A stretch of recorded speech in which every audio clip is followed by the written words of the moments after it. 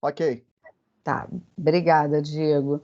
Boa noite a todos. É um prazer estarmos aqui reunidos, conversando, sobre esse assunto tão importante que é a gravidez na adolescência. Esse problema que é um problema de saúde pública, que deve ser abordado de forma abrangente. Nós, desde 2019, na Lei 7.398, foi determinado que essa semana, a partir do dia 1º de fevereiro, fosse destinada a nós falarmos anualmente, né, sobre essa semana, em fevereiro, no início, né, em todo fevereiro, falássemos sobre os assuntos relacionados à gravidez na adolescência, com o objetivo de disseminar informações que levem a ações que diminuam a incidência da gravidez na adolescência, dando orientações educativas com o objetivo de prevenção da gravidez na adolescência, que tem tantos impactos na vida dos adolescentes. Temos o prazer de estar aqui na sala com duas queridas especialistas em adolescentes, a doutora Denise Freitas. Deixa eu pegar aqui minha cola. Ela trabalha no Serviço de Adolescência do Centro de Saúde Oswaldo Cruz, do Serviço Municipal de Cabo Frio, aqui no Rio de Janeiro, e é a presidente do Departamento Científico de Adolescência da Sociedade de Pediatria do Rio de Janeiro. E a doutora Viviane Manso Castelo Branco, que é pediatra, sanitarista e professora de medicina da Faculdade Souza Marques.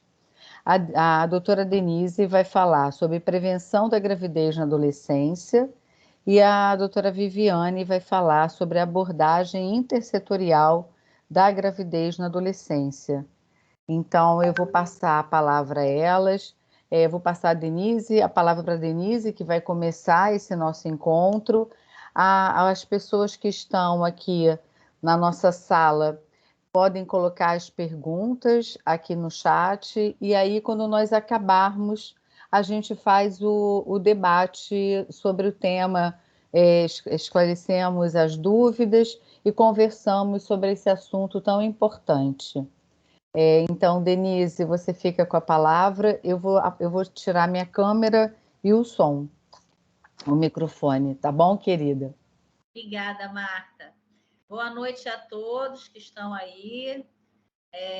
Então, a gente vai falar de uma situação muito impactante na saúde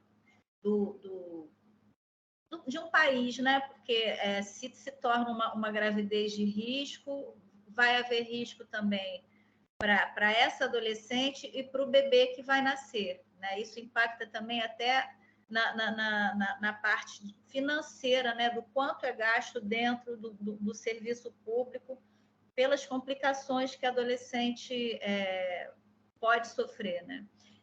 Diego, pode compartilhar meu slide, isso. Vai ficar assim mesmo? Não, ele não... Ah, sim. Ótimo. Então, pode passar a próxima, Diego. A gente tem alguns dados estatísticos de como isso é impactante na saúde. Os adolescentes são 20% a 30% da população mundial. Tá? E existe um aumento de complicações grande para essas mães que são adolescentes, para o feto e para o recém-nascido. Em 2019, praticamente 420 mil nascidos vivos de adolescentes, né, entre 10 e 19 anos, foram registrados no Brasil. Tá? Então, é um índice de 14,7% de todos os registros de nascidos vivos no nosso país. E um estudo do PENSE de 2015 mostrava que adolescentes entre 13 e 15 anos já haviam tido a primeira relação sexual. Então, quer dizer, essa relação sexual ela começa muito cedo, sendo que 19,5% em meninas, e eles fizeram também em regiões. Na região norte, tinha um índice de 36,1%, enquanto a Sudeste 25%. A escola pública com 31,5% e a escola privada com 15,5%. Então, isso mostra que a situação de desinformação, de pouco acesso a serviço de saúde, de pouca divulgação, vai fazer uma diferença muito grande nesse índice de gravidez nessa faixa etária. Pode passar, por favor, Diego. Já que você está passando o slide, eu estou dentro, estou ouvindo super bem, consegui, e essa proporção de 14 ponto qualquer coisa de gravidez na adolescência no Brasil é de que ano? Então, é de 2019. É o último dado disponível? Foi o que eu achei, de mais recente. Deve ser mais recente, mas eu não consegui achar. Não, tá bom, 19. E obrigada, desculpe a interrupção. Nada. Então, os fatores causais principais, né, são desinformação sobre a sexualidade, os direitos sexuais e reprodutivos, as questões emocionais que estão dentro aí da fase da adolescência, né, psicossociais e a falta de dificuldade, a dificuldade, né, ou falta de acesso aos serviços de saúde, o uso inadequado de contraceptivos, tabus, preconceitos religiosos, falta de diálogo na família, né, o adolescente com seus pais, muitos não têm essa conversa, né, esse esclarecimento com os filhos. Se esse adolescente não chega ao sistema de saúde, ele também não vai ter acesso e informação, né, sobre uma saúde reprodutiva, sobre proteção, sobre respeito, sobre contracepção. E essa ineficácia também de política pública, tanto na área de saúde quanto na área educacional, vai levar a essas principais causas da gravidez na adolescência. Próximo, por favor.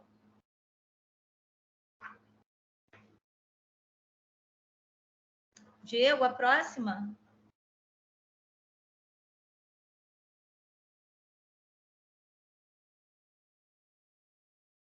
Não está indo. Tem uma forma de você compartilhar aí, Dê. Não sei como é, mas diz que tem. Acho que o Diego deve estar fora. Eu vou tentar compartilhar aqui, então. É porque a gente tinha...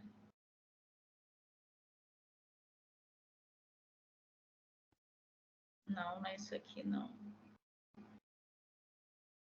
Essas causas que você citou foram por ordem de frequência ou você foi só listando? Fui só listando, mas com certeza eu acho que a coisa mais frequente é a desinformação, né? De um modo geral, porque esses adolescentes não estão sendo informados adequadamente da gravidez da adolescência, como se proteger, como fazer nesse momento. Gente, o que houve com o Diego? Acho que o Diego teve algum problema. Eu devia ter deixado aqui. Deixa eu ver se eu consigo abrir aqui. Alguém tem o celular do Diego? Eu já estou falando com ele, gente. Parece só um pouquinho que ele caiu. Pois é.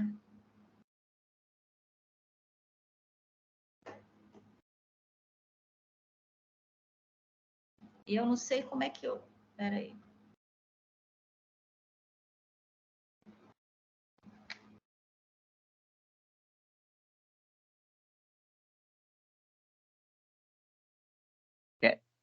Denise, vê se você acha essa solução boa. Você quer me enviar por Zap e eu vou passando? Quer tentar ou vamos esperar o Diego retornar? Eu envio, Michel, se você conseguir. Espera aí um pouquinho.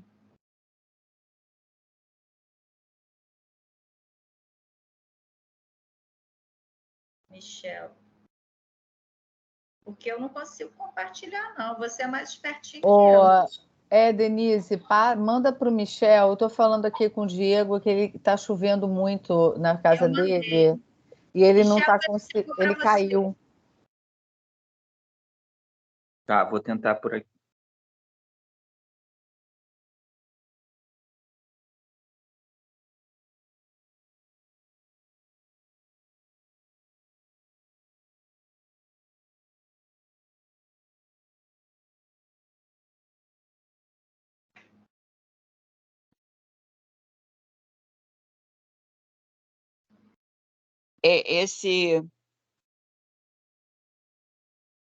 Essa apresentação você abriu para todo mundo, Dê? Eu posso ir vendo aqui, falando. Eu não consegui abrir, mas eu posso ir falando enquanto isso. Bom, isso aqui eu já falei. Aí a gente fala um pouquinho da gravidez, né? Qual é o impacto que essa gravidez tem e o que ela acontece, né? Existe um maior risco de complicação, né? E gravidade na gestação, conforme idade, peso, estado nutricional, idade da menarca, tá?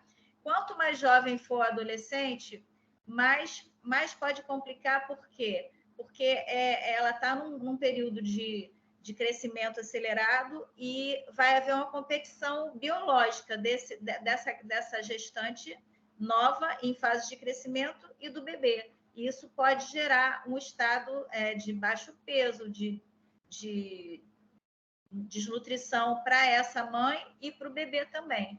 E próximo a até 2 anos depois da menarca, isso é bem complicado. Mas abaixo de 16 já é uma fase com maior risco.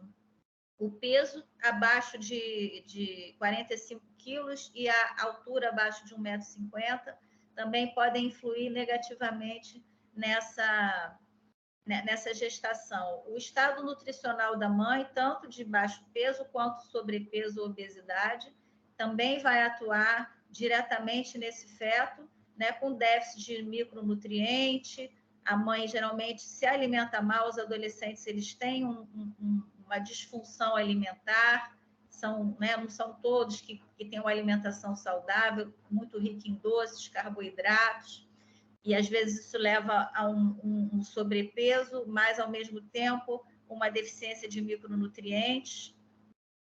E esse sobrepeso ou obesidade pode gerar, né, a doença hipertensiva específica da gravidez. E os déficits nutricionais podem levar, né, a anemia, deficiência de cálcio, né? Então, esses dados são importantes, né? A influência de fatores psicossociais e apoio da família e do companheiro, isso faz a maior diferença, né? Porque a adolescente, com apoio, ela vai conseguir passar nessa fase com mais tranquilidade, mas é difícil.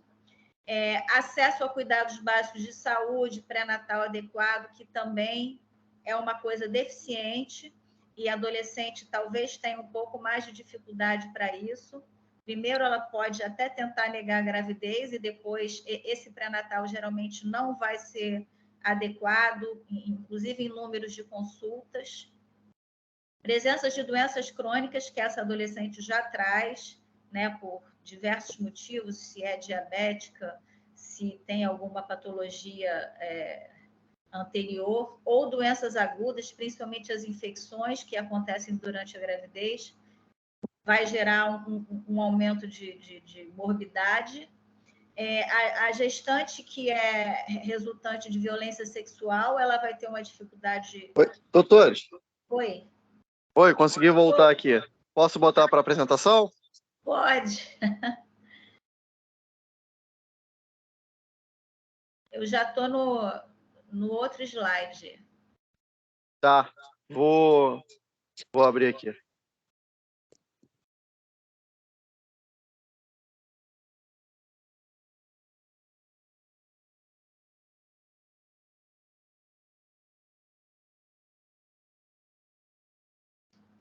Já estou no... Essa, anterior. Anterior. Essa. Então, essa gestante ela vai ter uma dificuldade até de aceitação desse bebê, né? Que no caso é até uma causa de aborto permitida, né? A gestação decorrente de violência sexual, mas se a gravidez for levada à frente, ela vai ter até algum índice de rejeição, talvez, né? E a ocorrência de doenças próprias da gravidez, como pré-eclâmpsia, eclâmpsia, desproporção pélvica fetal, gravidez gemelar e as próprias complicações obstétricas, até próximo ao parto, né, que pode levar aí algum dano para o bebê, como asfixia perinatal e etc. Então, essa gravidez ela é uma gravidez de risco e a gente precisa, de alguma maneira, tentar informar essas adolescentes para que se protejam. Próxima, por favor, Diego. E quando acontece a maternidade na adolescência, vai haver mudanças na vida dela, né? Mudanças no estilo de vida, nas prioridades, um sentimento de constrangimento ainda na gravidez, né? Uma rejeição, às vezes por parte de família, de amigos, dúvidas a respeito da sua capacidade de cuidar desse bebê, né? A gente, quando é mãe, principalmente de primeira viagem, a gente já tem muitas dúvidas, angústias, né? E uma adolescente, ela vai sentir muito mais isso, né? Se não tiver um apoio da família, da mãe, do parceiro, isso pode se tornar bem mais complicado. Um aumento de responsabilidades e restrição nas atividades de lazer, né? Essa adolescente ela vai mudar totalmente a vida dela. Um impacto no projeto de vida, tá? Isso acontece bastante e principalmente a gente vê na população de mais baixa renda, nas adolescentes de mais baixa renda, isso vai ter um impacto maior, tá? 63% a 85% no terceiro trimestre vai haver um abandono escolar e é muito comum que elas não retornem ao estudo e não alcancem aí uma capacitação profissional adequada. Nos casos das adolescentes de média e alta renda, isso já não é tão comum. Elas conseguem, com o apoio da família, levar adiante a sua formação profissional e seu projeto de vida. E o papel de mãe e companheira, porque aí ela vai ter duas coisas, ela vai ter duas responsabilidades. Se ela estiver junto com o pai da criança, ela vai ter, pode ter um apoio e pode ter também conflito, né? Porque o morar junto já é uma coisa mais complicada. Com o filho, complica mais ainda. E com a imaturidade dos próprios adolescentes, isso pode se tornar um problema ao invés de ser uma coisa boa de apoio. Quando encontra um companheiro e que haja uma parceria boa de apoio, isso fica bem mais tranquilo. Pode passar, por favor, Diego. Existe também, então, um aumento de risco para esse binômio, tanto, né, a mãe adolescente e o recém-nascido, né? Quando acontecem, por exemplo, as crianças que nascem prematuras, que existe um alto risco de prematuridade, de baixo peso, e com isso esses prematuros eles vão ter muito mais problemas, comorbidades e ações que devem ser feitas no desenvolvimento e no tratamento desse bebê. Bebês que nascem com anomalias graves, doenças congênitas, os traumas do parto que podem levar à asfixia e à paralisia cerebral, a dificuldade na amamentação e aí gerando ausência e aí, né, mais problemas nutricionais para esse bebê, problemas de imunidade e tudo mais. Mães com transtornos mentais que vai ter dificuldade, né, em cuidar do seu filho. um pai biológico ou parceiro ausente, o recém-nascido resultante de violência sexual, de relacionamento incestuoso ou extraconjugal. Esse bebê, de alguma maneira, pode sentir algum grau de rejeição. O binômio mãe-filho, que podem ser rejeitados pela família, a família disfuncional, com doenças psiquiátricas, que usa drogas, ou uma família que tem violência, né, vivência de violência. A pobreza e a falta de suporte, tudo isso pode aumentar muito o risco dessa mãe com esse bebê. Próxima, por favor, Diego. Então, gente, a melhor coisa que existe chama-se promoção de saúde, né? E prevenção, aqui no caso da gravidez e de doenças sexualmente transmissíveis que são feitas, né, durante o ato sexual. Então, a gente precisa, desde sempre, quando a gente, como pediatra, profissional de saúde, lidando no dia a dia com essa criança que vai virar adolescente, entra começa a puberdade, a gente já começa a falar, né, no papel da puberdade, por que existe o aparelho reprodutor, né? Como ele age, né? A própria menstruação, como que ela age e o que pode acontecer e como que a gente vai, né, se proteger, né? E assim, explicar isso para o adolescente, para a família, que todos estejam juntos, apoiando essa adolescente em todos os sentidos, para ela se sentir preparada no momento de ter a primeira relação sexual, né? E se sentir também responsável, né? É importante que ela tenha, que ela saiba, né, como a coisa acontece, ela se respeite como pessoa, ela não se sinta pressionada pelo namorado, pelo parceiro, e nem até pelas colegas que às vezes já tiveram relação sexual antes dela, né? Ela precisa estar se respeitando, respeitando o seu momento, né? E quando ela tiver a primeira relação, ela estará preparada usando o preservativo, sabendo que ela vai estar ali, num primeiro momento, se protegendo para a gravidez e para infecções sexualmente transmissíveis. E também se defender de violência, né, e abusos. É muito importante a gente saber que a gente não tem que fazer nada que a gente não queira, né? Elas precisam estar preparadas para isso. E tem que ter o pensamento crítico, né?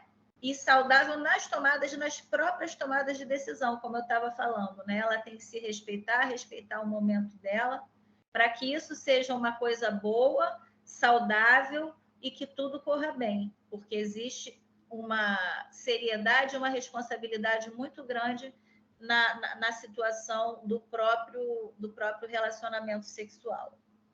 Próxima, por favor. Bom, e outros fatores de prevenção, além do que a gente faz diretamente no ambulatório de adolescência, ou mesmo no consultório de pediatria, que vamos acompanhando nossas crianças desde o início, a gente pensa no que os próprios jovens podem multiplicar de conhecimento, né? Então, o protagonismo juvenil, ele faz muita diferença se esses jovens são preparados para multiplicar esses conhecimentos em encontros, em grupos focais, em rodas de conversa, em participação em atividades artísticas, em psicodrama, né? Levando esse aprendizado e multiplicando para os seus pares. E os adolescentes que gostam muito de estar e ouvir outros adolescentes, pessoas da mesma idade, isso pode ter um impacto muito positivo, né, nessas ações educacionais para prevenção, para proteção desse adolescente, para prevenção de gravidez e doenças sexualmente transmissíveis, né? Eles se escutam e eles se ajudam uns aos outros. Próximo, por favor. E também na área de saúde e políticas públicas têm que ser feitas, né? Tanto na saúde básica, nas unidades básicas, com treinamentos dos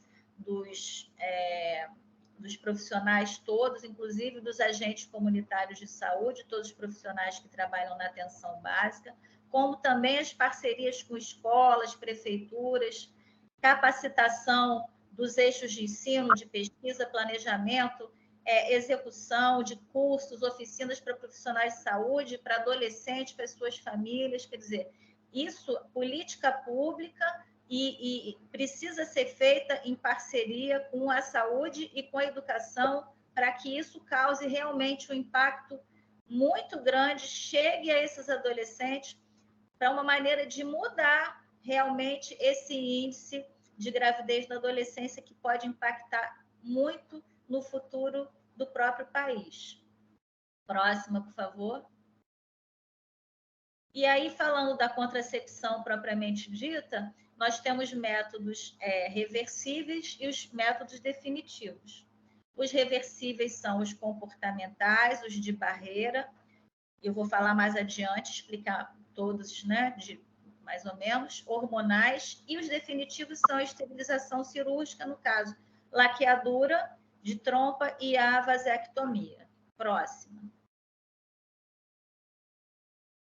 Então, essa contracepção, ela é feita, é utilizada uma comparação entre as falhas nos métodos por esse IP, eficácia IP, que é o índice de Pearl. E aí, eles veem o índice de falha e classificam. Próximo. Diego, a próxima. Sim. Então, esses métodos podem ser muito efetivos, que a falha é em até 1%, que é um implante hormonal, os dispositivos intrauterinos e a esterilização cirúrgica. Esses são os melhores métodos. Os efetivos vão ter uma falha entre 1% e 10%, que são os outros métodos hormonais, orais, adesivo, anel vaginal, e os hormonais podem ser orais e injetáveis. Os moderadamente efetivos vão ter uma falha entre 10% e 25%, que são os métodos comportamentais e de barreira.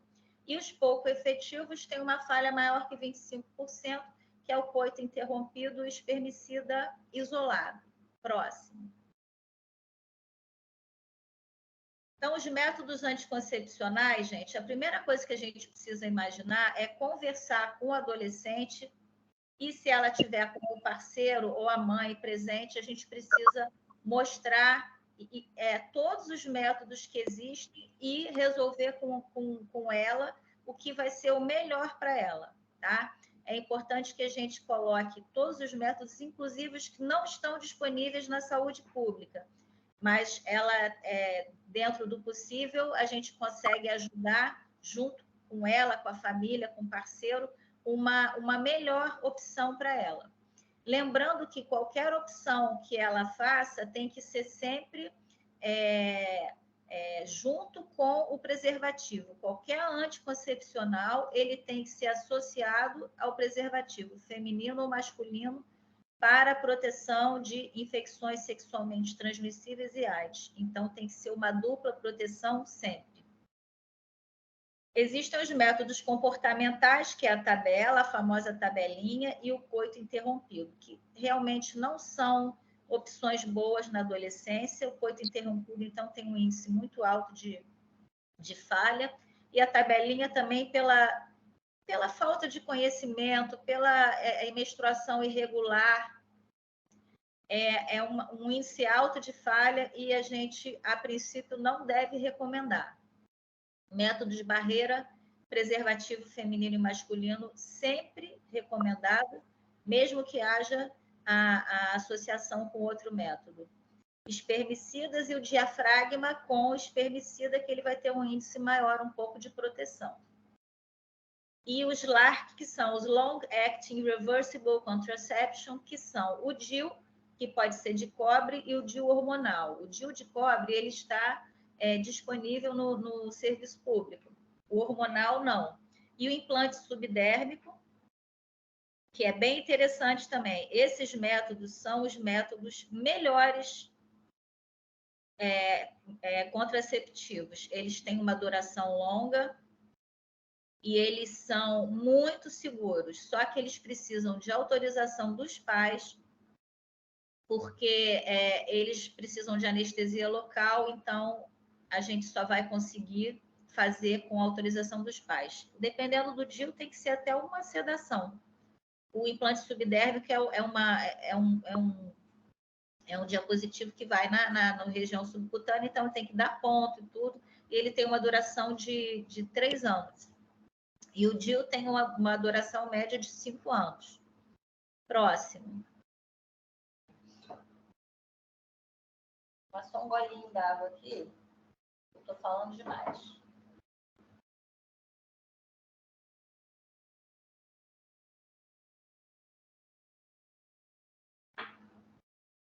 Então, esses implantes hormonais são muito eficazes e recomendados, como eu estava falando. O anel vaginal, ele é um dispositivo que coloca intravaginal, ele tem hormônios combinados de estrogênio e progesterona, tem uma duração de 3 semanas. Depois dessas 3 semanas, se retira para uma semana de intervalo. Ele tem uma boa ação, agora ele não é recomendado em meninas com mais de 90 quilos, porque a eficácia vai baixar. Adesivos transdérmicos são interessantes também. Eles duram 1 semana, então você troca uma vez por semana durante 3 semanas e tem 1 semana de intervalo. Os contraceptivos hormonais injetáveis, eles podem ser duplos, né, de estrógeno e progestágeno, tem uma duração de 1 mês, e tem os só de progesterona, que tem uma duração de 3 meses.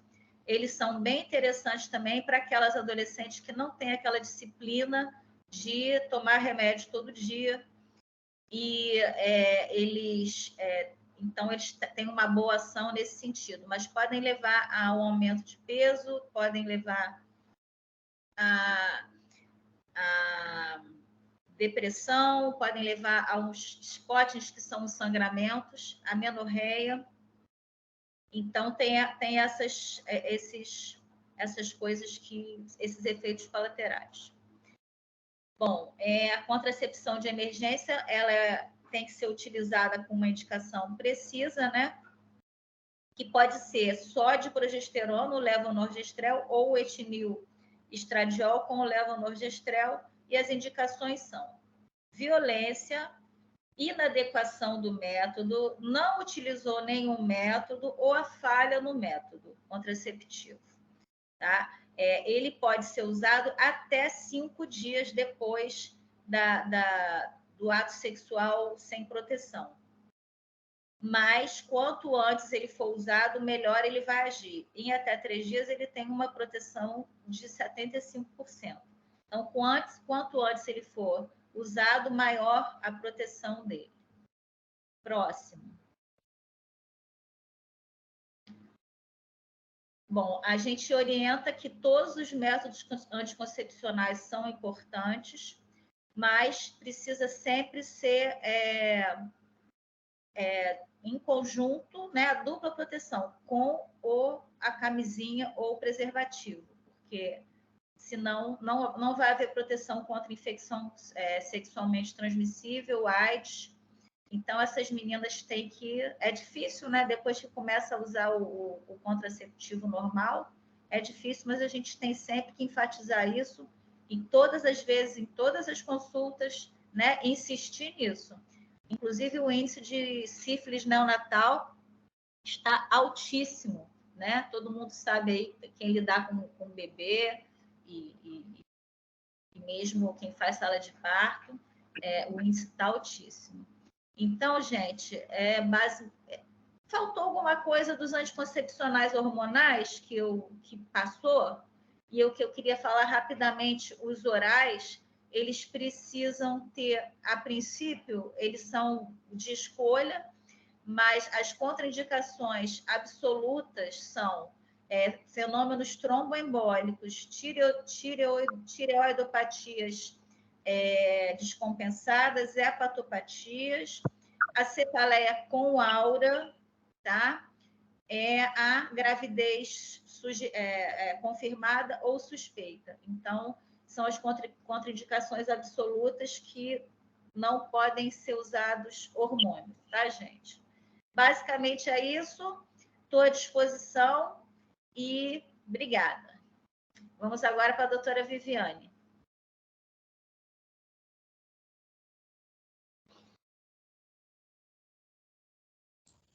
Olá, boa noite. É um prazer estar aqui com vocês. Eu vou passar aqui minha apresentação. Só um minutinho.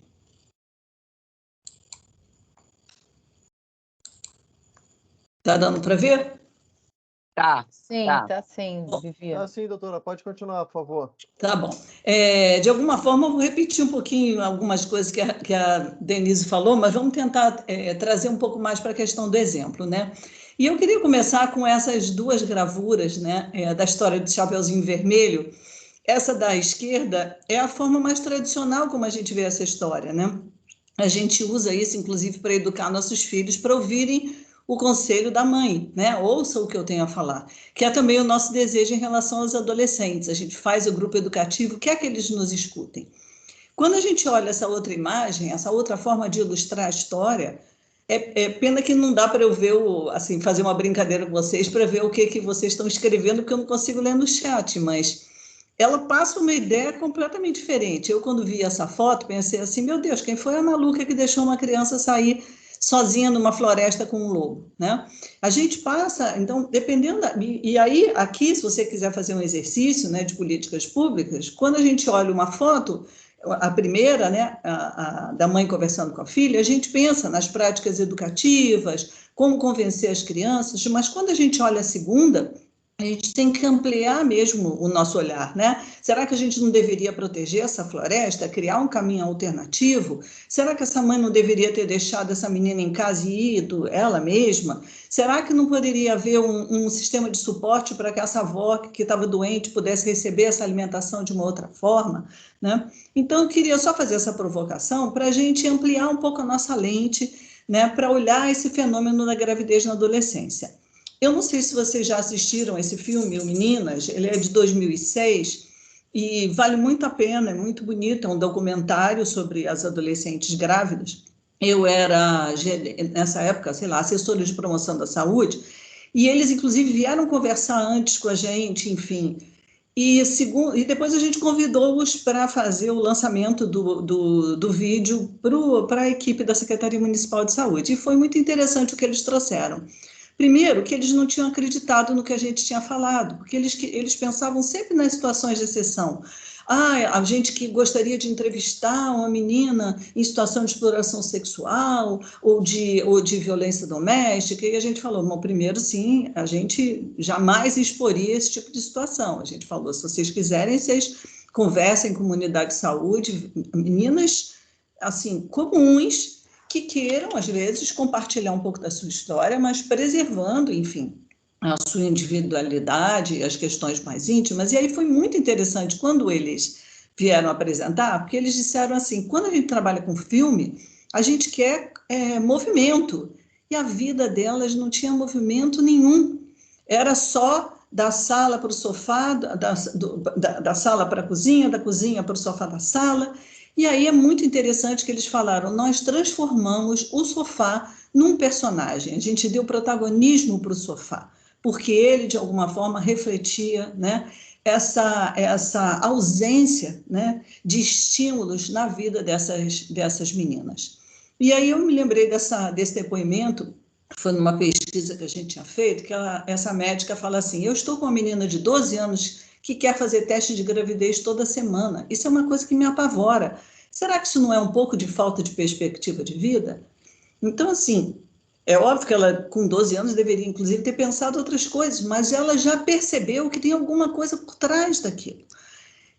Então, eu queria trazer justamente essa reflexão sobre os determinantes sociais da saúde que estão por detrás dessas histórias e que a gente tem que abordar também, principalmente quando a gente está olhando para essas adolescentes em situações de vulnerabilidade. Quando a Denise traz essas estatísticas, né, super importantes, se você for abrir essa estatística, você vai perceber que, por exemplo, numa área aqui do Rio de Janeiro, uma AP, que tenha 13%, né, dos nascidos vivos filhos de adolescentes, quando você pega uma área de maior vulnerabilidade, isso vai passar para 25%, se não for mais. Então, a gente tem que ter esse refinamento quando a gente pensa em política pública, né? De ir lá naqueles mais vulneráveis. É para ele que a gente também tem que pensar essas políticas. E aí eu trouxe uma estatística aqui no Rio de Janeiro, teve esse projeto com o comitê, não sei quem chegou a participar, com o Comitê Internacional da Cruz Vermelha. O que eles fizeram? Eram 3 eixos voltados para a prevenção da violência, um deles, essa estratégia Mães, Adolescentes e Suas Crianças. Então, eles selecionaram as comunidades mais vulneráveis e violentas do Rio de Janeiro, e dentro dessa grande comunidade, eles selecionaram as áreas mais vulneráveis. Então, essa daqui é uma estatística desse grupo que eles estavam estudando, que eram mais ou menos 200 adolescentes. Então, a gente fala muito, as consequências da gravidez na adolescência, elas saem da escola. E aí, o que eles observaram? 88% não estudava, sendo que quase 70% já não estava na escola quando engravidou. 47% tinha histórico de violência, sendo que metade por atores armados, né? Às vezes seus companheiros, ou então histórias de violência doméstica. 49% não usava nenhum contraceptivo. 38% diziam não fazer nada para se divertir, né? Então, muitas pessoas estranham que, às vezes, tem esse desejo de estar grávida. É uma forma, né, de se sentir valorizada naquela comunidade. E aí a gente olha qual é o histórico de vida dessas meninas. E eu me lembrei também dessa gestante que foi atendida no Adolescentro, e que quando fez a primeira entrevista, ela falou, eu apanho às vezes do meu namorado, é normal, ele não bate forte. Pior é só quando ele chega bolado. É muito difícil sonhar. Consigo ver eu em casa, cuidando dos filhos, mais nada, né? Então, muitas das vezes são adolescentes que estão fora da escola, que não têm acesso a lazer, que às vezes não têm acesso à saúde, e o que é mais dramático, às vezes não tem acesso a sonhos, né? Então, isso faz com que a gente tenha um outro olhar para essas meninas, né? A Denise trouxe diferentes formas de intervenção, mas quando a gente chega, às vezes, na vida real, as pessoas só falam, né, da educação sexual, do acesso a métodos, mas tem tanta coisa além disso e que é para ser feita pela sociedade como um todo, né? Não só pelo setor saúde. E muitas das vezes, na época que eu trabalhei no Unicef, eu via muito isso. Quando a gente estava numa reunião intersetorial e eu mostrava um dado da saúde e perguntava, todo mundo achava que como o dado era da saúde, o dado por exemplo, de morte materna ou de nascidos vivos, então a responsabilidade é da saúde. Assim como mostrava os fora da escola e o pessoal da saúde, às vezes, achava que não tinha nada a ver com isso. Então, eu trouxe alguns elementos, né, questões que podem ser trabalhadas em quaisquer políticas públicas e pela sociedade de maneira geral. Denise já falou da questão do diálogo, do afeto na família, e o empoderamento das meninas. Eu trouxe aqui a foto desse pai com essa menina, eu tenho uma discussão, assim, tenho uma militância de paternidade, e tem vários estudos mostrando que, primeiro, quando esse pai assume essas tarefas domésticas, do cuidado com a casa, do cuidado com as crianças, ele libera as suas filhas. Ela passa a ver que o cuidado com a família e com o ambiente da casa é responsabilidade de todos, de quem mora ali. Então, com isso, se isso é responsabilidade de todos, então ela pode ser qualquer coisa. Então, essa participação do pai também diminui na adolescência o risco, né, os comportamentos de risco em relação à sexualidade, né? Toda essa discussão de empoderamento das meninas, que começa desde casa até a sociedade, de ampliar a sua voz, de dar oportunidade de participação. Essa aqui estava lá, foi no lançamento da UPP, lá do Borel, né, na época que o REP estava trabalhando com o Unicef. Modelos positivos, fortalecer a autoestima e uma questão que a Denise já apontou, desenvolver essas habilidades socioafetivas, né, a assertividade, a comunicação. Como a gente quer que um adolescente negocie o uso da camisinha, se ela se sente, às vezes, desvalorizada, se ela está achando que ela não merece aquele relacionamento, se ela não sabe se impor. E essas habilidades, elas vão desenvolver muito mais na família, na escola, do que, às vezes, na unidade de saúde, né? E, então, essa adolescente precisa, sobretudo, ter acesso a direitos, né? os direitos garantidos no Estatuto da Criança e Adolescente. A gente tem que ter essa militância. Essa escola precisa apontar para ela perspectivas de futuro, precisa ter um pouco de profissionalização para ela poder, empregabilidade, não só para ela, mas para o parceiro, que a gente também tem que falar dos rapazes. Precisa ajudá-la a rever e a construir seu projeto de vida, a se ver no futuro, a desenvolver seus potenciais. E aí eu trouxe uma foto, eu sou professora lá da Medicina Social da Souza Marques, e os alunos do primeiro ano fazem uma atividade numa escola parceira. E sempre que a gente chega nessa escola, essa diretora é muito boa, e ela sempre fala, para mim, mais importante do que os conteúdos que vocês vão trazer, é que esses nossos alunos se vejam no futuro, tenham um desejo de estudar, queiram fazer o ensino médio. E a partir dessa fala dela, a gente falou, poxa, a gente podia levá-los, então, também para conhecer a faculdade, né? E foi super bacana, eles lá no Anatômico, na biblioteca, enfim, a gente fez uma atividade com eles. E quando a gente fala de protagonismo, tem essa dimensão, né, importante que a Denise trouxe, mas tem também o significado disso para os próprios adolescentes. E aqui uma cena que eu acho super bacana. Os nossos alunos, antes de fazerem qualquer atividade na escola, eles vão lá para conhecer. E aí a diretora falou, então eu vou fazer o seguinte, eles vão ficar sentados no lugar dos alunos e eu vou chamar 2 alunas para falarem poesias. Esse trabalho de poesia é sensacional, porque inclusive a professora de poesia, ela falava uma que eu adorava, que era assim, migalhas de amor, não quero nem dou. Ela trabalhava, Elisa Lucinda, em todas as poesias, por exemplo, de diversidade sexual, de respeito no relacionamento. Então, muitas vezes a gente fica falando da importância da educação sexual na escola, mas vai muito além disso, né? De você, realmente, esses alunos poderem se expressar, trabalhar sentimentos, relacionamentos, e isso é transversal, não precisa ser uma coisa específica de educação sexual. Então, por exemplo, eu tinha fotografado alguns cartazes dessa escola. Eles fizeram uma discussão específica de gravidez na adolescência, mas também tinha todo um trabalho lá de valorização da mulher, das mulheres negras, né? Então, a equidade de gênero e a equidade racial são conceitos fundamentais para a gente trabalhar gravidez na adolescência.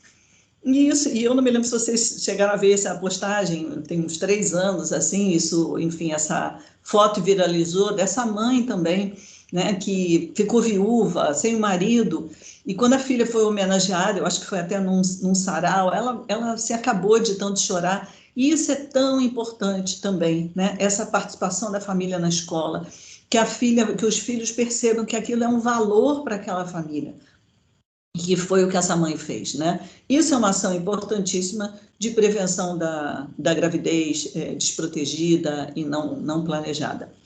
E, por último, na questão do protagonismo juvenil, tem esse fator importante, né, deles poderem falar com seus pares, conversar com as famílias, mas eu quis trazer aqui o impacto para eles próprios, porque a Dilma, que trabalha com a gente, que é lá na faculdade também, e ela é hoje em dia a coordenadora de saúde na escola, lá da Secretaria de Saúde aqui do Rio, ela sempre fala isso.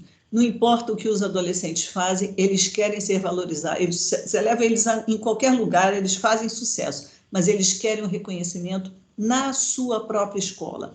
E aí eu trouxe da Grazi, eu acompanho ela já saiu do projeto há algum tempo, o Rap da Saúde é um projeto da Secretaria Municipal de Saúde, mas eu, depois que eu me aposentei de lá, eu continuo me comunicando com alguns via Facebook, e a Grazi hoje em dia está na Marinha, fazendo curso de enfermagem, e eu achei maravilhoso quando ela postou isso, né? É uma enorme satisfação voltar à escola na qual nos formamos para ser palestrante na área da saúde e ser aplaudida de pé por nossos ex-professores e diretora.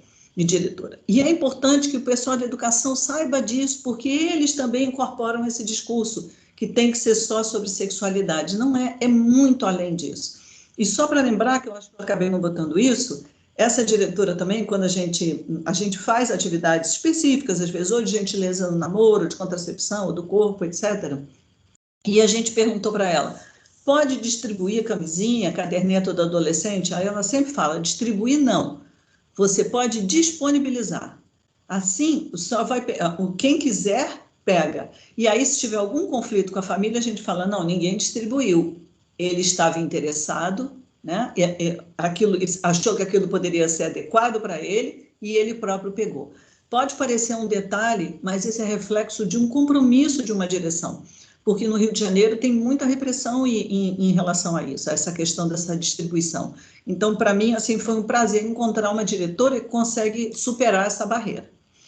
E depois, assim, sempre lembrar que quando a gente está falando de gravidez na adolescência, a gente está falando de amor, a gente está falando de desejo, está falando de envolvimento. Então, é um assunto que a gente tem sempre que trabalhar com muita delicadeza, né? A gente não está falando de doença, né? A gente só está querendo que esses adolescentes, eles possam planejar melhor. E para além, então, desse investimento, né, na própria menina e no seu contexto, eu queria falar um pouquinho da questão das relações.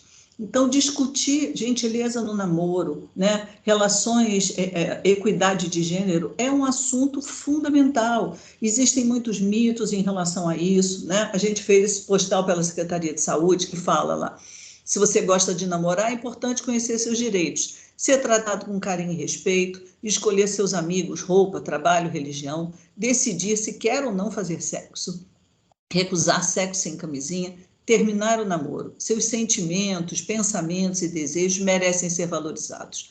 Intimidar, humilhar, controlar, xingar e bater são formas de violência que não devem fazer parte do namoro. Quem ama, cuida, confia, respeita e conversa. E muitas das vezes a gente vê assim, a maior boa vontade dos profissionais de trabalharem questões ligadas à educação sexual, direitos sexuais e reprodutivos, mas às vezes eles não levam em consideração essa questão do namoro, do desejo, do que é o que os adolescentes querem discutir. E a outra questão que eu queria reforçar é trabalhar a masculinidade, né? A expressão de sentimento dos meninos, as masculinidades tóxicas, o envolvimento dos homens no cuidado, isso aqui era um dos monitores do Rap da Saúde, aprendendo a fazer Xantala, né? Então, trabalhar essa outra dimensão dos meninos. E, por último, a gente, quando fala muito de prevenção, fica sempre na prevenção primária, mas a gente tem que pensar na prevenção secundária, terciária, né, na redução de danos. E eu, quando era gerente lá do adolescente, uma coisa que me angustiava muito, que eram os profissionais que chegavam e falavam para mim, poxa, eu fiz todo o trabalho de prevenção, eu fiz isso, fiz aquilo outro, e uma menina engravidou. Aquilo, para o profissional, era uma frustração, era como se o trabalho tivesse falho. Um profissional que pensa assim, ele não está olhando para os determinantes sociais. São muitos fatores. A informação que a gente vai trazer ali é uma parte. Às vezes, elas vão engravidar. E o trabalho continua. E muitas das vezes a gente percebe que o profissional fica frustrado e ele quase que abandona as meninas e os seus parceiros. Então, eu queria comentar que esse projeto do Comitê Internacional da Cruz Vermelha foi feito em parceria com a Secretaria de Saúde. Ele se inspirou no programa Infância Melhor, né, lá do Sul. Nós fomos, inclusive, conhecer. Lá é feito por agentes contratados especificamente para o projeto. Aqui, o CICV, que a gente chama, fez uma parceria com a Secretaria de Saúde e trouxe coisas, assim, interessantíssimas. Então, eu vou ler um dos depoimentos de um dos profissionais. Ele falou assim, tinha uma moça que começou o pré-natal e depois não fez o exame, não fez nada. Aí foram descobrir que a garota tinha medo de agulha, que o marido dela era envolvido com tráfico, né? Não gostava que ela fosse no posto. Então, tinha que arrumar toda uma estratégia. A médica se ofereceu para colher o sangue na casa dela, para poder chegar a ela. E no finalzinho, que ela começou a ir. Se fosse um outro caso, ia ser, faltou, né? Carimbou, faltou. E aí ela fala do impacto desse trabalho. A gente começou a ser mais atencioso, aquele olhar mais específico. Você começa a ver o caso a caso e presta mais atenção nas coisas. Isso que eu achei bem legal mesmo. Então, muitos desses problemas que a gente vê da gravidez na adolescência, claro que assim, a gente sabe do risco, mas se você tiver um pré-natal adequado às especificidades dessa faixa etária, esses riscos praticamente se igualam aos das mulheres mais velhas. Essa que é a grande questão. E, no entanto, foi o que ela falou. Se você não tem esse olhar qualificado, essa menina entra como qualquer outra. E aí, eles contando para a gente sobre esse caso, aqui eu li o depoimento como está no grupo focal, mas quando eles contaram para a gente, eles falaram que estava todo mundo muito, muito feliz com essa desculpa de que ela tinha medo de agulha e ela estava com as vacinas atrasadas. Então, exige essa postura proativa do profissional. E outra coisa que eles trouxeram, que eu achei muito importante também, é que esse olhar externo, seja de alguém da assistência social, seja no caso lá do pessoal do Comitê da Cruz Vermelha, ele fazia com que a família pudesse rever a sua postura, porque às vezes essa adolescente estava sendo marginalizada dentro de casa. E aí, quando ela via esse agente entrando, respeitando, cuidando com tanto carinho, ouvindo a sua filha, ela passava a tratar a filha de uma outra maneira. E, por último, queria falar um pouco dos pais, né? A gente fala tanto que eles abandonam, mas nesse projeto de altíssima vulnerabilidade, 85% tinha algum tipo de convivência. No entanto, assim, e essa foto eu tirei em outro contexto, né? Era uma comunidade super violenta. Eu tinha conversado com esse rapaz antes, ele não acompanhou o pré-natal porque ele trabalhava, agora ele estava desempregado e ele estava levando a filha. E quando ele chega lá, vocês podem olhar claramente que a profissional, inclusive eu faço questão de tirar ela, porque ela é um pouco cada um de nós. Quando a gente está no piloto automático, a gente olha para a mulher, ela começa a olhar só para a mãe, só se dirige à mãe e ele desiste. E aí eu sempre me lembro do que o Paulo Roberto falou quando a gente foi numa unidade que estava tendo as atividades no mês de valorização da paternidade, que ele fala, eu acho importante porque hoje em dia o pai é visto no papel secundário, de menor importância, quase opcional, né? Então, assim, antes da gente criticar os pais que abandonam, não, a gente tem que também pensar assim, que mensagem que a nossa sociedade está passando para esses homens? Que mensagem que o serviço de saúde, que a escola, quando manda bilhete para casa chamando só as mães, que mensagem que a gente passa? E tem um trabalho de Harvard que mostra assim, que esses jovens que abandonam não é por menosprezo, é porque eles são, às vezes, esses jovens dessas situações de vulnerabilidade. Eles se sentem despreparados para assumir esse papel. Então, se a sociedade, se as unidades de saúde, se a escola, né, apoiarem esses rapazes, isso vai ter ele vai ter um outro tipo de conduta, provavelmente. E lembrar que depois a escola também tem um papel importantíssimo, né, para que essa menina dê continuidade ao seu processo de escolarização, né, e ao mesmo tempo possa apoiar seu filho. E aí, só para finalizar, lembrar que isso só é possível, né, quando a gente faz o oposto, né, de São Tomé, que diz que a gente tem que ver para crer. Dizem que o educador de verdade, ele tem que fazer o contrário, ele tem que crer para ver, né? A gente tem que acreditar na potência e na capacidade de cuidado dos nossos adolescentes e de suas famílias. Obrigada. Muito bom, Ajuda. Nossa, que espetáculo, né? Raquel estava falando. Foi gravado. Que espetáculo, que abordagem, uma abordagem com outro olhar, numa convocação. Esse assunto foi trazido à tona, mas um convite a todos nós de mudarmos os nossos olhares, né? Nós temos vivido uma vida e, infelizmente, uma saúde extremamente robotizada. A gente tem esquecido e tem tido dificuldade, por N fatores, de personalizar os nossos atendimentos. Interessante, o Vivi, que hoje no ambulatório, atendendo um paciente, o aluno veio muito impactado, porque era o primeiro dia desse aluno na prática, né, no ambulatório, e aí, quando na anamnese ele perguntou sobre projeto de vida para o adolescente, ela falou assim, sonho, o que eu quero ser quando eu crescer, quando eu tiver maior. Eu não tenho sonho, eu não sonho, eu não tenho nada. E aí ele veio muito impactado com aquilo. E a gente conversando, o quanto isso também nos impacta. Em relação ao que você estava trazendo dos pais, o quanto a gente efetivamente deixa os pais do lado de fora. Ontem eu atendi no ambulatório, atendi criança, né? Ontem foi meu dia de atender criança, e aí a avó entrou com o neto e o pai ficou do lado de fora. E aí, o pai... Aí eu falei, e o pai? Não, ele está aqui fora. Eu falei, mas por que ele não entrou? E aí eu fui convidar o pai para entrar na consulta. Aí o pai, não, eu acho que é melhor ficar aqui fora. Eu falei, mas eu acho que era tão bom se você ficasse aqui dentro conosco. E aí o pai conseguia conversar com o pai, expliquei, mas ele não conseguiu entrar, porque para ele aquele espaço efetivamente não é um espaço do pai. Eu acho fundamental que a gente pense na nossa participação enquanto profissionais de saúde, enquanto promotores de educação em saúde, esse é o nosso papel. A gente tem estereótipos, a gente já fala, é o que você falou, e na foto também caracterizada, né? A profissional se dirigindo à mãe, excluindo o pai. A gente exclui muito. Quando a gente pensa em gravidez na adolescência, a imagem primeira que vem na nossa mente é a gente orientar métodos contraceptivos. E a gente esquece de toda essa bagagem que você trouxe, de conversa, de diálogo, de oportunidade, de expressão do afeto. Um afeto que nem nós temos expressado em relação aos nossos pacientes.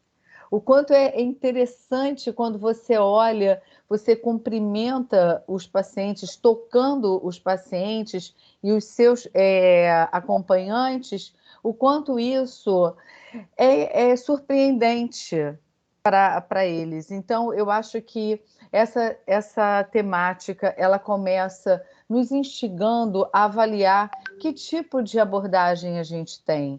É aquele pré-natal que ele é massificado, que ele é robotizado, entra um, próximo, e a adolescente, efetivamente, ela é muito desvalorizada. Fica aquele olhar como se começou cedo, etc. Tem sempre um julgamento atravessado na abordagem das nossas pacientes e dos nossos pacientes. Efetivamente, todo o potencial que eles têm não é valorizado. E quando em algum momento você traz luz, você conversa um pouco mais amplamente, a gente vê que o rumo da própria consulta muda, né? Eu acho que não tem nenhuma pergunta. Raquel, Michel, Angélica, vocês querem fazer alguma consideração? O pessoal do departamento que está aqui? Se eu sou a primeira ou tem alguém que pediu antes? Você é a primeira, querida. Bom, então é o seguinte, primeiro, sem dúvida nenhuma, parabenizar as duas palestrantes, que coisa formal, né? As duas colegas que trouxeram tantas informações, tanto Denise, que fez uma bela fala, Viviane, com tudo aquilo que a gente conhece dela, da vida dela profissional, enfim. E eu queria passar um pouquinho a minha experiência de aproximadamente uns 15 anos de fazer grupo de adolescentes grávidas lá no Fernandes Figueira. E foi uma coisa, eu não diria, como é que eu posso dizer, alguma coisa que surpreendeu, porque mais ou menos nós já conhecíamos um pouco daquilo que veio dos grupos, né? Os grupos tinham uma média de 10 a 12 meninos e meninas. Era muito frequente que as gravidinhas viessem junto com os seus parceiros. Sempre tinha 2 ou 3 pais, em geral, adultos jovens,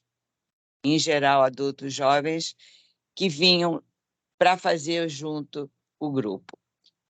E a primeira coisa que me chamou a atenção, e veio muito em cima daquilo que eu já tinha lido, um trabalho que mostrava exatamente aquilo que tanto Denise quanto Viviane falaram. As meninas não saem da escola. Elas normalmente, numa percentagem bastante elevada, já estão fora da escola quando engravidam. Então, esse cruzamento de determinantes sociais, no caso, a frequência à escola, as condições de moradia, o convívio familiar, tudo isso que nós já conhecemos, eles são absolutamente importantes no desencadeamento disso que virou talvez até uma doença, que é a gravidez na adolescência. Que agora talvez não seja o momento, mas a gente devia, em algum instante, trabalhar um pouco de precoce. Por que que a gravidez na adolescência é chamada de precoce? Isso é um outro detalhe. Mas essas meninas que, segundo esse trabalho, houve esse cruzamento das variáveis de escolaridade, e é exatamente aquilo que a Viviane trouxe num trabalho que ela citou. Isso era uma coisa. A outra coisa é que, como elas não têm projeto de futuro, como elas têm mínimas possibilidades de sonhar, eu quero ser atriz, eu quero ser artista de circo, eu quero ser dona de boutique, eu quero ser cabeleireira, não tem. Então, eu escrevi uma pequena crônica a partir da fala de uma menina, que eu perguntava sempre, bom, agora eu já falei um pouquinho, já me apresentei, agora falem vocês. Aí eu perguntei para uma delas, por que você engravidou? E a resposta foi a seguinte, e foi o título da minha crônica. Eu também queria o meu, porque todas as minhas amigas engravidavam, tinham filhos, aí como eu não tinha, eu era sempre chamada para tomar conta do neném, porque elas queriam ir para a balada, elas queriam ir para a festa, elas queriam ir para isso, para aquilo. Como eu não tinha nenhum, eu disse, quer saber? Também quero o meu.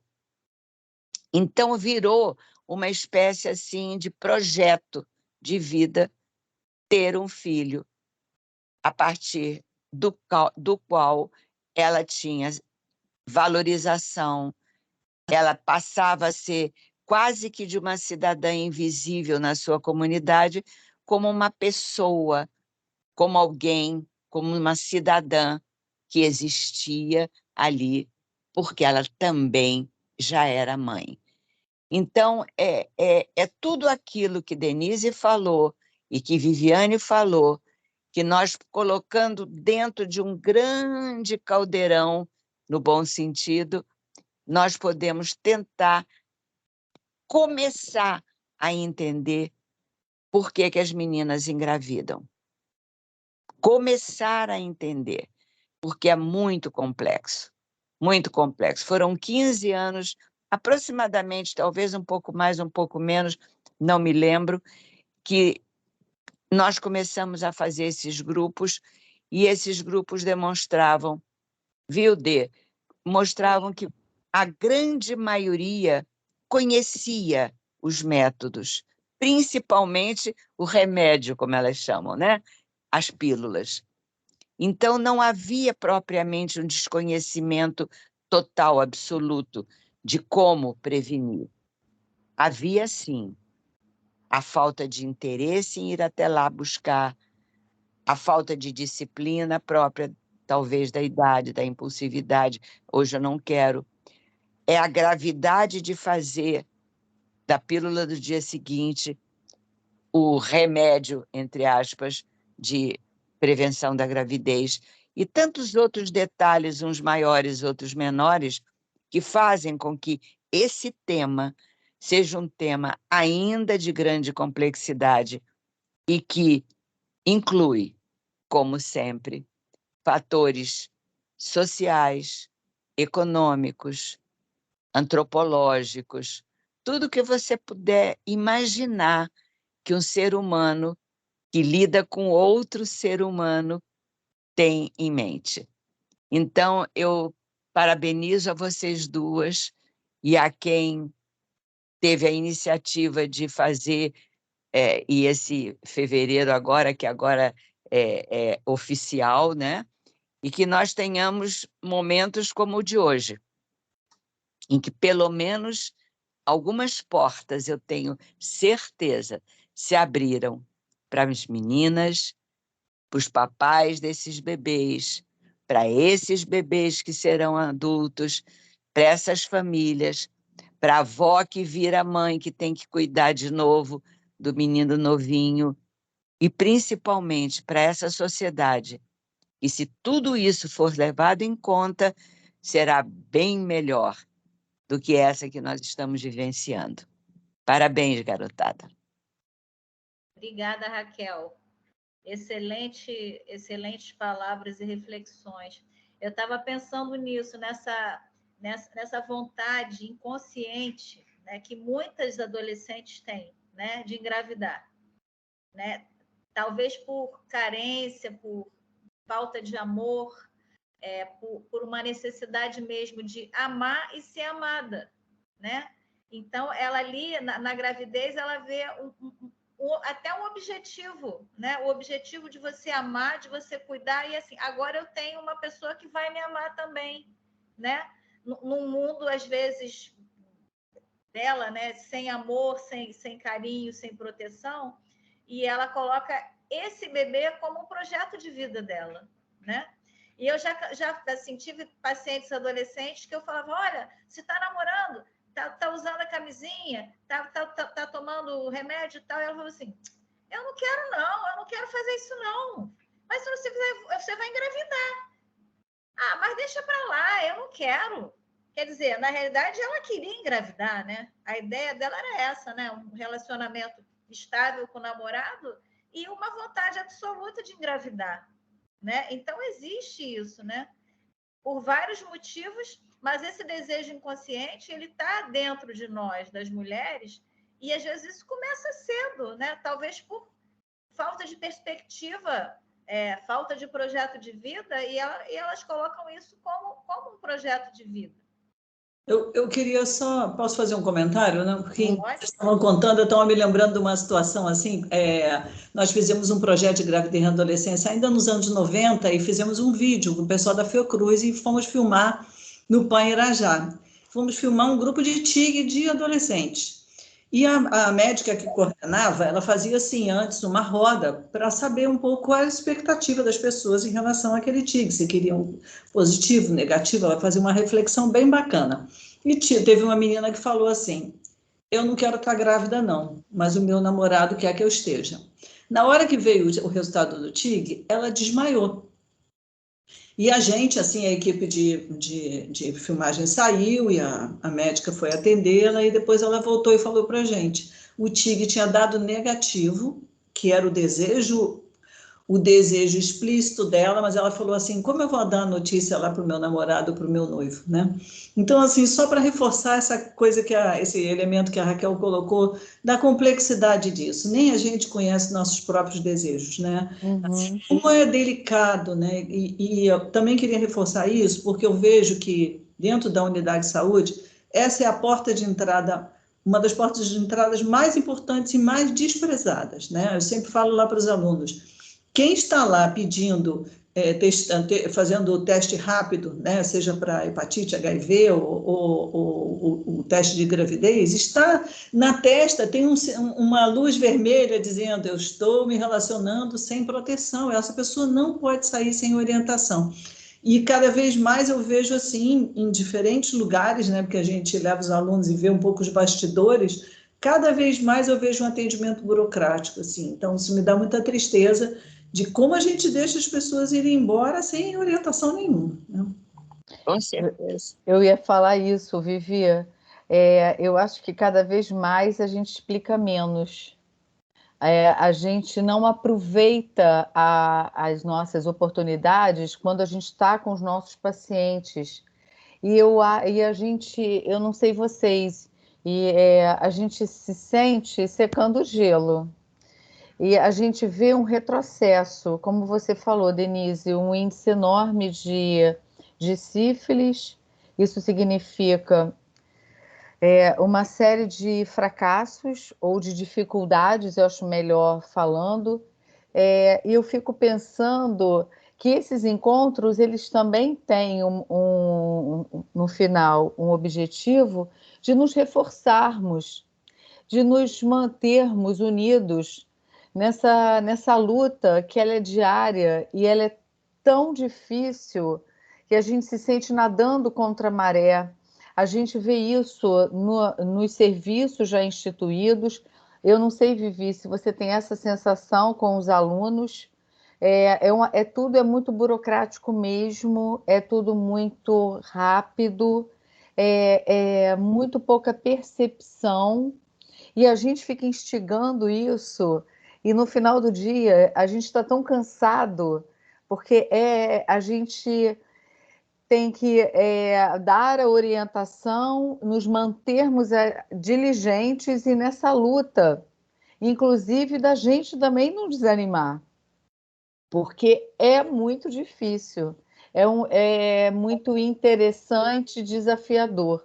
O nosso dia a dia, estarmos ali na linha de frente e estimulando não só aos alunos, aos residentes, a nós mesmos, de não desanimarmos, porque a gente muitas vezes acha que está tudo perdido e que não vale a pena. E aí, quando você vê esses relatos, eu acho fundamental, quando a gente trabalha com adolescente, ter esse contraponto de tudo que dá certo também. É o que você falou. É ter certeza, crer que vai dar certo. A gente jogar essas sementes. Então, ter esse olhar também das possibilidades que a gente perde, porque eles têm, por conta da síndrome da adolescência normal e de tudo que, né, Raquel, que a gente já leu, já estudou, naquele documento que a gente, lá no comitê de Harvard, acho que é Harvard, se eu não estou confundindo, falando sobre o funcionamento do adolescente, a gente precisa também se apropriar dessas características, transformando isso num dado positivo. E não só vendo um lado negativo. Eu não estou minimizando, não. Eu só estou estimulando um pouco da minha própria, talvez, esperança. E esses encontros funcionam para mim como rede de apoio, abraço, acolhimento e mãos dadas nessa luta, com o envolvimento para que a gente possa se unir, falar dos problemas, mas não desanimar e continuarmos na nossa caminhada. É verdade. E assim, só falando de esperança, eu me lembrei, primeiro, só para lembrar a Denise de aproveitar e fazer a propaganda do Congresso também. E eu fiquei me lembrando de quando eu tirei aquela foto lá do pai, né? A gente estava fazendo a certificação de unidade de saúde parceira do pai.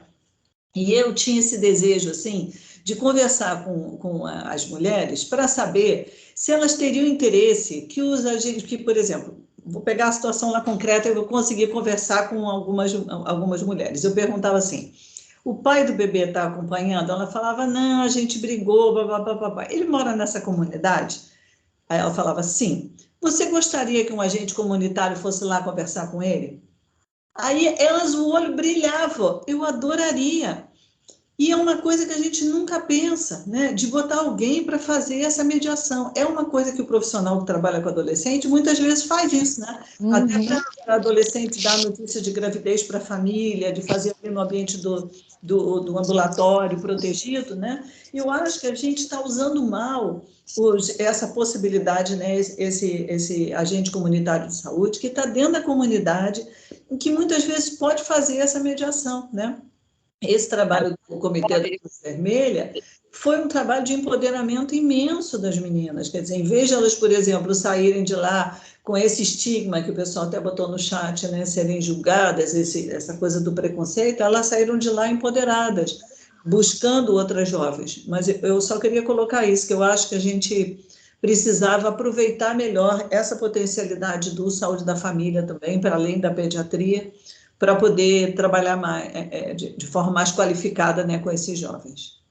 Isso vai acontecer a partir dessa gestão, pode ter certeza. Eles fazem essa busca ativa e eles conseguem conhecer mais a fundo essas famílias, né? Então, isso é bem interessante dentro do saúde da família, porque consegue, talvez, chegar mais pelo próprio fortalecimento de vínculo que eles criam ali, né? Com aquela comunidade, cada uma com as suas particularidades, né? E eles conseguem atingir isso. Com certeza. Eu acho que tem alguém querendo falar. Oi, eu sou Moreno. Ai, meu lindo! Moreno, boa noite. Viviane, Raquel, Márcia, não podia deixar de...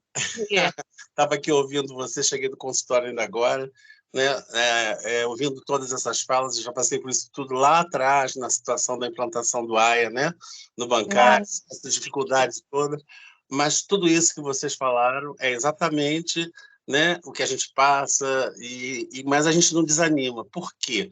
Porque trabalhar com adolescente, eu acho que assim é uma coisa que te revigora e você aprende muito. Eu aprendi muito com os adolescentes, né?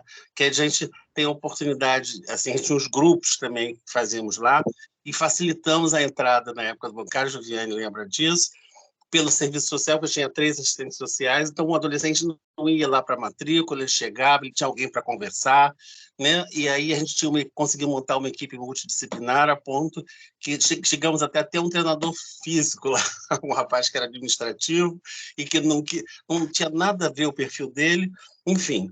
E foi um sucesso, vocês participaram disso, assim, foi uma das experiências melhores na minha vida, nos 36 anos de serviço público, e é difícil?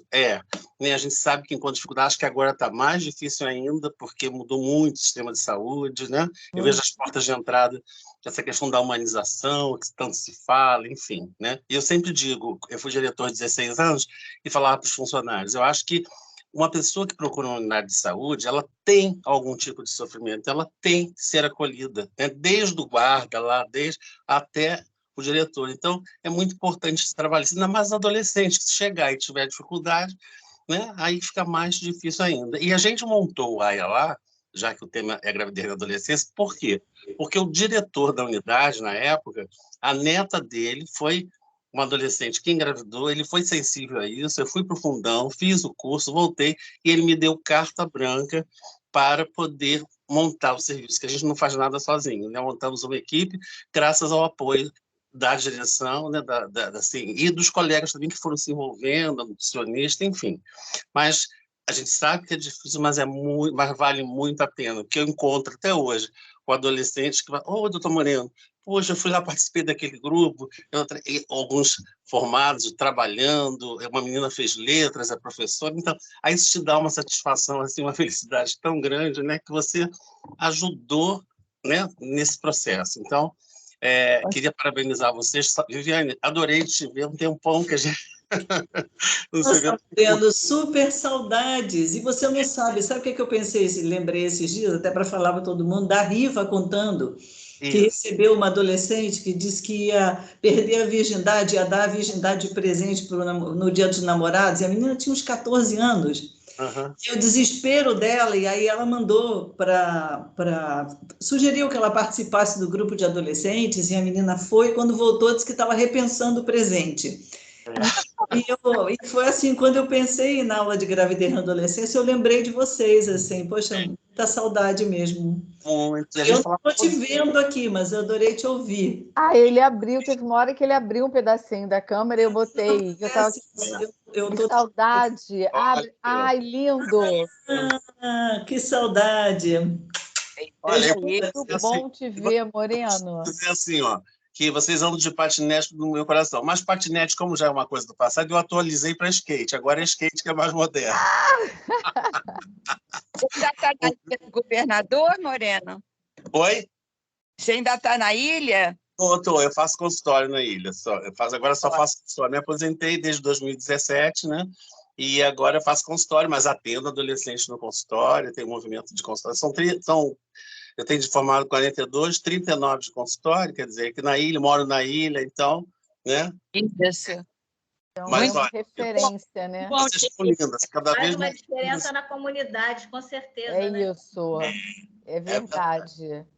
Eu adorei. acho... Fala, Márcia.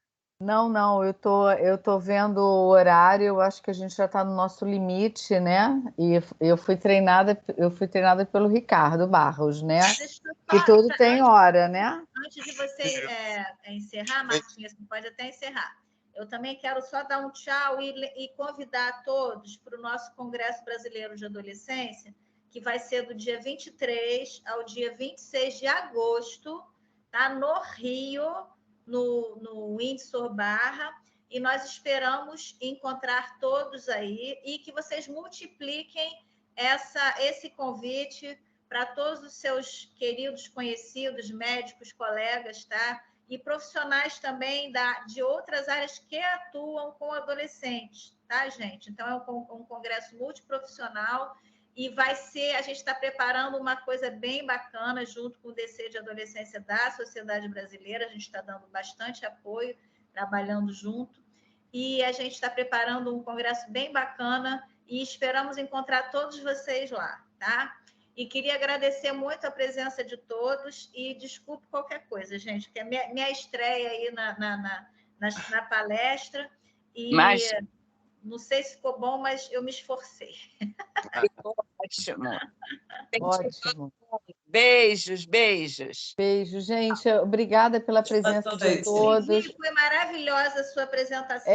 Viviane, sempre um espetáculo. É sempre bom estarmos juntos. E assim, a gente transforma essa coisa do adolescente, é muito bom, né? Se lidar com o adolescente, como o Moreno falou, virou uma roda de conversa de uma forma tão educativa e tão acolhedora, que a gente leva essa emoção, esse encontro, e que essa emoção nos alimente no nosso trabalho, no nosso dia a dia, e que a gente possa ter outros encontros como esses, ouvindo experiências tão enriquecedoras para a nossa formação profissional e para o nosso dia a dia. Obrigada a todas as pessoas que estão aqui, nossos convidados. Obrigada, meninas. Foi um prazer estarmos juntas. Gente, adorei. Martinha, obrigada, tá? Noite. Beijo, queridas. Tchau.